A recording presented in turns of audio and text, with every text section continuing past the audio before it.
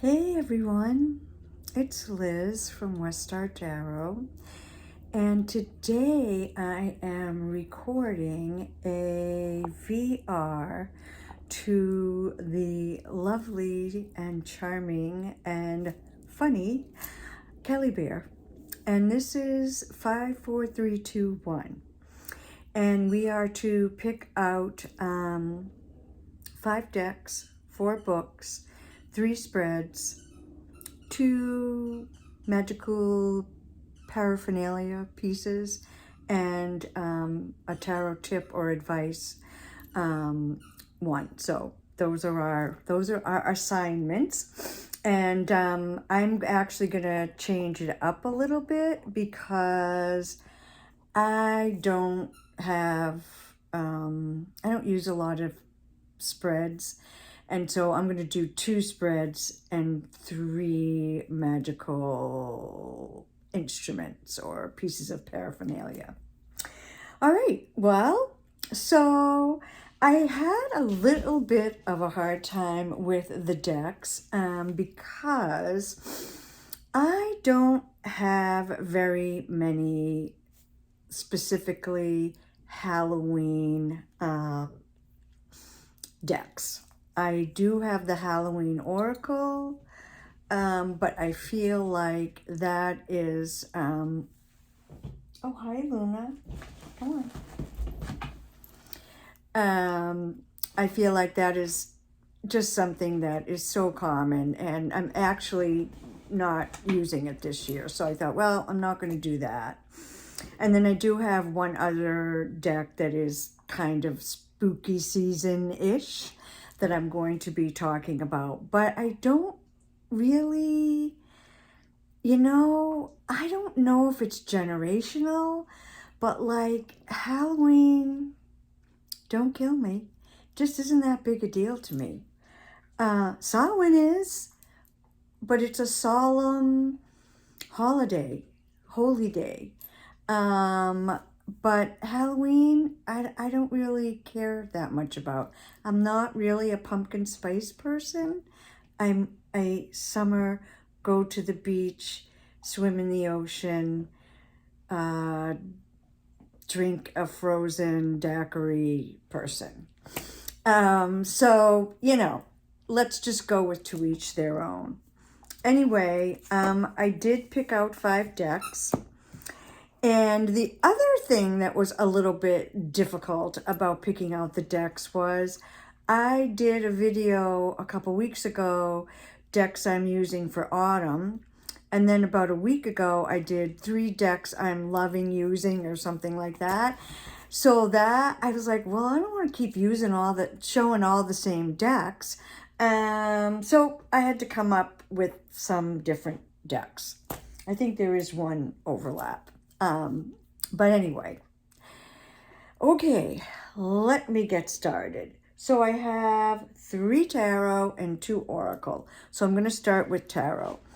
So I decided to show this deck. It's the Jean Noblet. It's a Tarot de Marseille.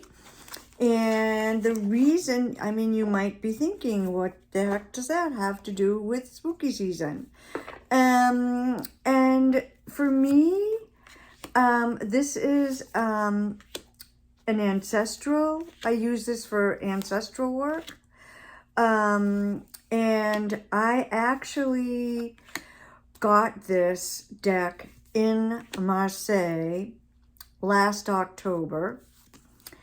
And my great-grandmother was from Marseille. And so I thought when I was in France and in Marseille, I thought, I got to get a deck. I'm in Marseille. I got to get a deck. And so we found this tarot shop, and it was really fun visiting there. And this was the deck I ended up with, the Jean Noblet. And I thought, well, I'm going to reserve this deck for ancestral work. This would be my mom's side of the family. And then for my dad's side of the family, I like to use Witch Sister because that is Scottish. And my dad's parents, my grandparents were from Scotland, and I have actually been to the town they were from, and I still have relatives over there. But I showed the Witch Sister in a couple of the other videos, so I thought, well, I'm not going to show that one. I'll go with the Jean Noblet. So I'm not really a Marseille reader, but I did get The Gay Marseille by Charlie Claire Burgess, and that kind of turned me into a Marseille lover. And now I'm using this deck for ancestral work. All right, next up. This is Oracle of the Hecatean Path. Whoa, a little shiny there. And it is by Ken Payne and Chris Butler. And really enjoying this deck. Let's see, how can we do this without shine? I'm not super crazy about the art style. I did put this in my decks for autumn. But I have been working with Hecate, and I came across this deck, and I've been using this deck to kind of connect with and interact with Hecate. And I really do associate Hecate with this time of the year, specifically Samhain. And so, whoa, it is really shiny. And so this is a deck that I am going to be working with in October and November. I guess I should say I'm going to be continuing to work with this time of year. It's really a nice deck. Nice, no, that's really a terrible adjective. It's really a pretty intense deck, and it really it helps me understand different facets of Hecate. It's a Los Scarabeo, so the guidebook is, you know, a Los Scarabeo guidebook, and it's not too bad. There's like a paragraph for each card, and I am really enjoying working with it. So next up is the Forhaxa Tarot.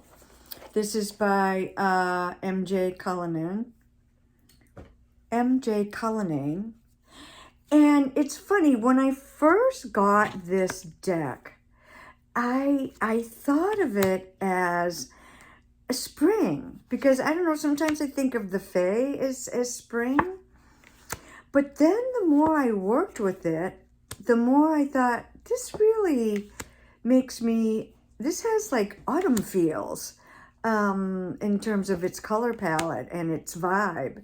And so now I have kind of turned to it this time of year rather than spring. And of course, you can use this deck any time of year you want to. But I am particularly finding it to be relative for the autumn, specifically because of the vibe and the color palette. It's a beautiful deck. I'm really enjoying working with it, and I'm glad that I realized that, look at that, it can be great for this time of year. So that is the Forhaxa Tarot. Next up is another oracle, and this is Wisdom of the Kalia by Jane Bridson. Jane is an Irish artist, and she's created this rather small, well, the cards are big, but there's not a lot of them. But it's got a lot of crones in it. And I really do think of, well, Samhain as the crone time of year. And also October and November as a crone time of year. So this is a deck that I think is really great for this time of year. And also, you can see the artwork. By the artwork, it's got kind of a spooky season feel to it. Oh, and yeah, Crossroads. What could be better than that for our Hecate? So I think this deck is gorgeous. I'm so glad to have it. Every once in a while I will pull it out and just pull a crone out to put on my altar for a while. But it is really a beautiful deck, and I think it's quite beautiful for this time of year, perfect for this time of year. Yeah. And again, it can be ancestral for me because it's from the British Isles. Okay. We have really lots of piles of things going on here. And last but not least is like after the Halloween Oracle is probably the only deck in my collection that you might say is actually a spooky season deck. And that is the Vampire Tarot by Robert M. Place. And this guidebook is fantastic. And it's got, you know, Robert M. Place's really incredible, deeply researched writing. Oh, shiny. And the artwork is great. And it is based on Stoker's Dracula. And one of the things I really love about it is it's got the corners aren't rounded, and when you're shuffling it, it literally takes a bite out of you. Like, it's really funny. And I saw a walkthrough of this deck years ago where this woman was saying how she rounded the corners, and I was like, what? You what? Why would you do that? They're like that on purpose. They're like vampiric. Look at this artwork. It's just great. It's so good for this time of year. If you want to explore the Dracula legend, it's really good. Robert Place writes a lot about that in the guidebook. And the, oh boy, let's see if I can remember. The minors are garlic flowers, holy water, knives, and, oh shucks, I forget what the fourth one is. Stakes. So, you know, he's clever. And so, you know, the minors are reflective of the Dracula story or legend. This is the whole reason I wanted this darn deck. When I saw that Pamela Coleman Smith was the Queen of Cups, I was like, I got to get that deck. I really don't care about the rest of the deck. I just want the pixie card. And that is why I traded for this deck. And this was, I don't think I mentioned, this was the first deck I ever got in a trade. And I, you know, I put it out on a Facebook group. This was years ago. And a really, really famous tarot tube personality said, oh, I have that deck. I'll trade with you. And they traded for this like really inconsequential deck that they could have just ordered from, you know, Barnes and Noble.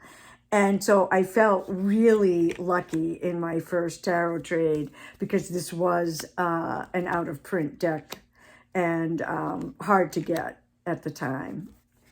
So this is a great deck, and I'm glad that I at least have one deck for spooky season, and I think this is really a really good one. So that is the Vampire Tarot by Robert M. Place. So those are my 5 decks. Now my 4 books. And one of these books I'm actually in the process of reading right now. The other three are books that I've had in my collection for ages, and they're kind of just reference books, and I think they're particularly relevant to this time of year. So the first one is The Book of Candle Magic by Madame Pamita.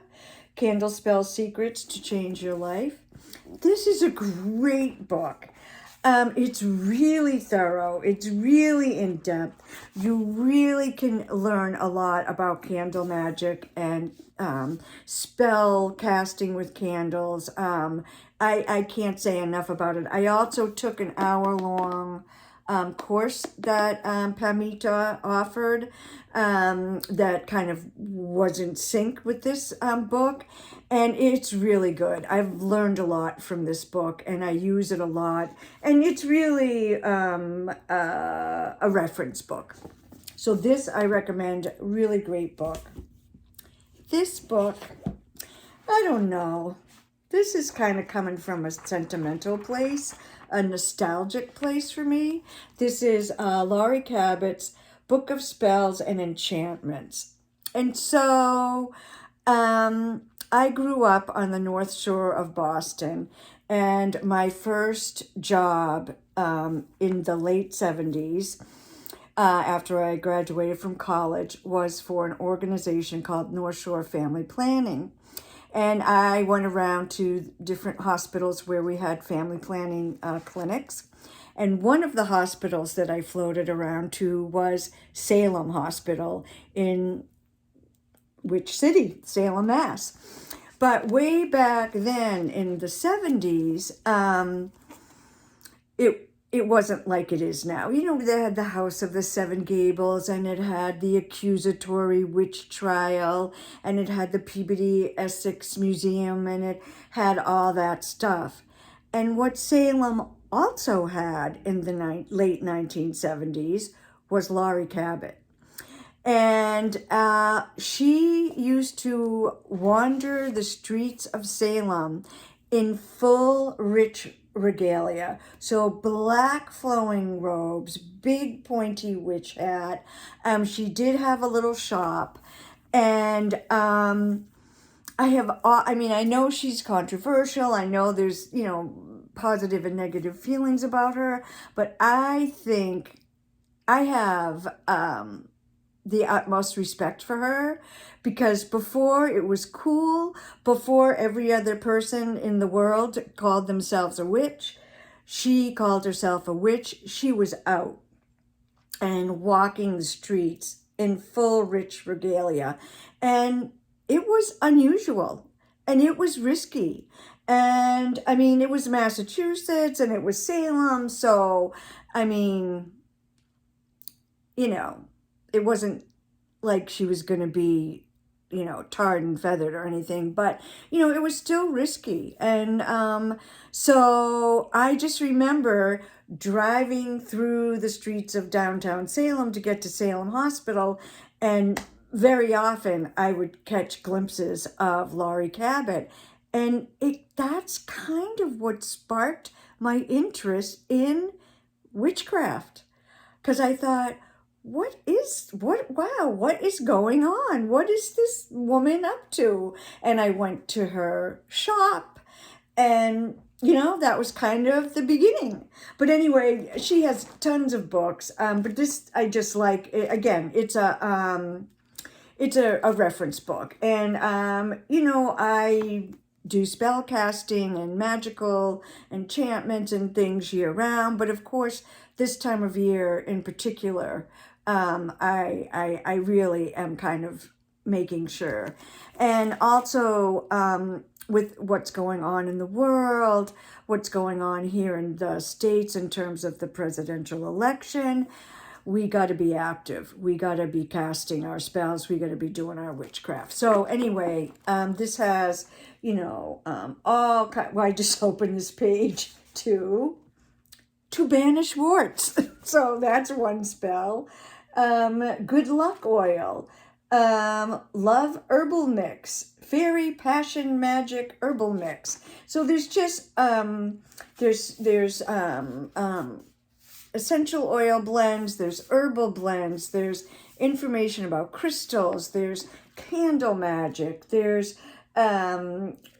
spells, there's sigils, there's just so much in this. So anyway, I kind of over talked on that one. Another one that I like year-round, but in particular this time of year, is The Essence of Magic, Tarot, Ritual, and Aromatherapy. And this is by Mary Greer. And this book I have had, when was it published? I mean, it's fallen apart. 1993. So I have had this book for years. And look at, this is what Mary looked like when she wrote this book. It is out of print, but I understand that, I think Llewellyn may, I'm not sure who, but somebody is going to be reprinting it and releasing it in 2025, and I would recommend you get it. So it covers the 22 majors, and there's an essential oil blend for each one of the majors. And so you can make an essential oil blend, and you can use that in magical workings, in rituals, in your tarot work, whatever. So here's what it says on the back. For centuries, priestesses, shamans, alchemists, and ceremonial magicians have known that scent is a powerful lure for drawing the highest spirits and attuning oneself with spiritual forces. Now, author and teacher Mary K. Greer demonstrates how scents powerfully affect us through memory, emotional associations, and subtle psychological states. Essential plant oils have a strong connection with the ethereal aspect of nature, and Greer shows you how to reclaim these oils as a tool for conscious, personal transformation. Through tarot, ritual, and the aroma of essential oils, you can learn to create harmony with yourself, others, and this sacred earth. So, great book. Recommend it. And then the fourth book is a book a friend of mine just gave me. It's called The Tameless Path, and it's unleashing the power of invasive plants in witchcraft. So if you think that through, if you are a gardener, you know what it's like to struggle, fight, rip out, invasive plants, and especially non-native invasive plants. And so this book is all about, instead of fighting the invasive plants, working with them to create spells and rituals and magical workings. So the one I opened up to, it doesn't grow near me, thank goodness. I don't live in the South, is kudzu. So any of you who live in the Southern United States, I've heard stories about this plant. Oh, crazy. It just like grows 20 feet overnight. Garlic mustard, we have that here. And it's just, bindweed. There's just all kinds of different wild lettuce, all kinds of invasive plants. So those are my 4 books. And now my 3 magical tools. So candles. So, and in particular for me, beeswax candles. So this is a candle that I bought from a local candle maker down Cape, about a half hour, 40 minutes drive from my house. He is from Italy, and he makes these incredible beeswax candles. I don't have close by any of the ones. He makes molds, and like he has an owl, and he has a horseshoe crab, and he has all different seashells and hummingbirds and all kinds of shaped candles, and then he has candles like this that are just your usual pillars. I love it. Here's one of his, oh dear, this could be sketchy. This is a pillar of his, but it's like a spiral pillar. And then this is another one of his that I have used oil on and covered with herbs and glitter, and I use in magical workings. And then I have, it's called Honey Candle is the name of the shop. And this is Thonic Candles in Salem, Massachusetts. These are beeswax that have been, the beeswax has been, you can tell, has been colored with, natural, supposedly, dyes, and then it poured into molds and then painted. So this is one that is got the phases of the moons. And then the other one that I am loving quite a bit is Hecate. So look at the artwork here. So she pours these candles in molds and then takes them out of the mold and then hand paints, so you can see the triple aspects of Hecate and her hounds. On the back we see her keys, and this is I got this last year at this time of year, and it burns really well, and I love. So those are some of my candles. Another tool that I love using for magic is this. I call it my magic wand, or I guess it's really an athame. And I got this beautiful, can you see? Look, it's got this crystal in it, and it looks like it survived a fire. And then it's got this piece of slate coming out the end. It's been hand painted. You can see there. This is made by our beloved Kasha at Tarot Map. And, it's got a little piece of snakeskin.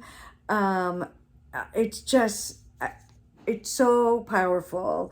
And I love having this because I feel like, oh, I have a little piece of Kasha here, and her beautiful energy. And this I use a lot, in particular this time of year. So this is out on my altar for this time of year. And then the third thing is an oil that I made, an essential oil that I made.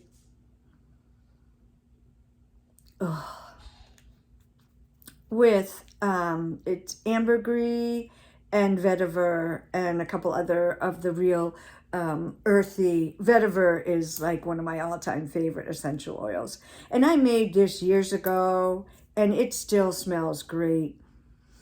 And that's the thing about the base note essential oils, is they don't lose their scent.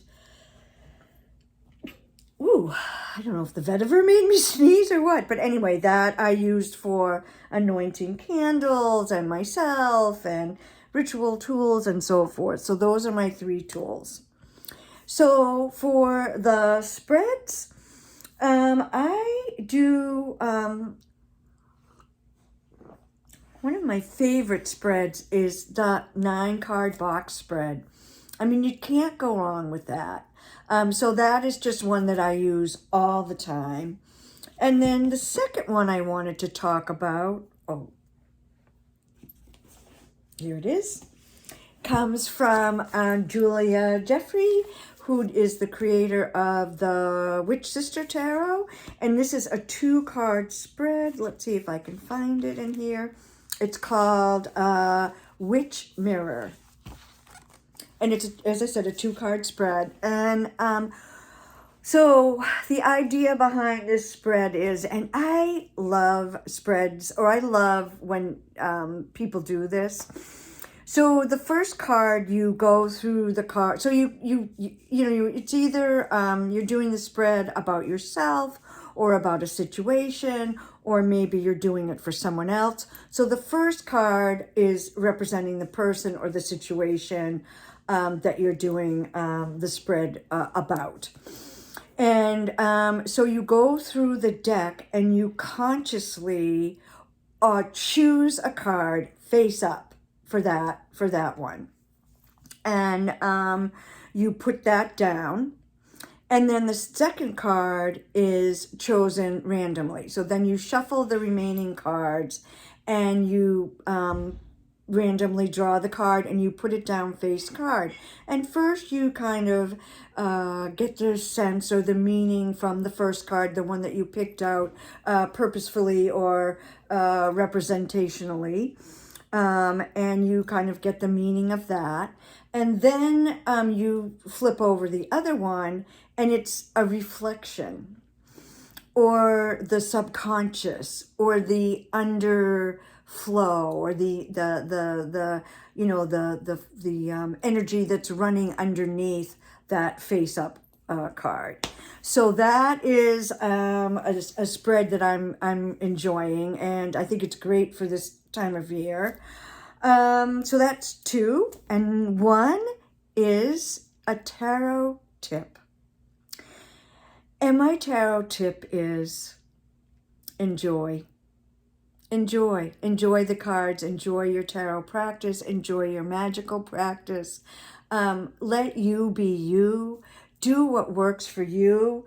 I wanted to mention something about this candle. So you can see that I put some plants on it, and I also put some glitter on it. It's not plastic glitter. It's ecological. I think it might be glass. I'm not 100% sure, but it's not plastic. And so I saw a kind of famous witch on Instagram who was posting about their practice and made a really derogatory comment about people who use glitter in their their candle spell work, and then all their followers or disciples, whatever can you believe it? Who would do that? Blah blah blah blah blah. And I thought, fuck you. I would. Lots of people do. I don't want to use plastic because no. But you know what? If somebody else wants to, that's their business. I'm not here to judge how you do your spell work. And I'm also not here to make fun of how you do your spell work. And I'm also not here to say I'm superior to you because I know more or I've been doing it longer or whatever. So I want to say, enjoy. You do you. Follow your heart. Be yourself in your tarot and magical practice. And just have fun with it. I mean, there's times when we're going to be serious, and then there's times when we're going to have fun. But come from the heart and, let your heart guide you. That's my tarot tip, my magical practice tip. So Kelly, I just love your channel. I love your vibe. Thank you so much for bringing this spread back. I did it the last time, and it's really a fun spread. 5, 4, 3, 2, 1. So anyway, thanks, Kelly, and I wish you all a blessed Samhain. Peace and love.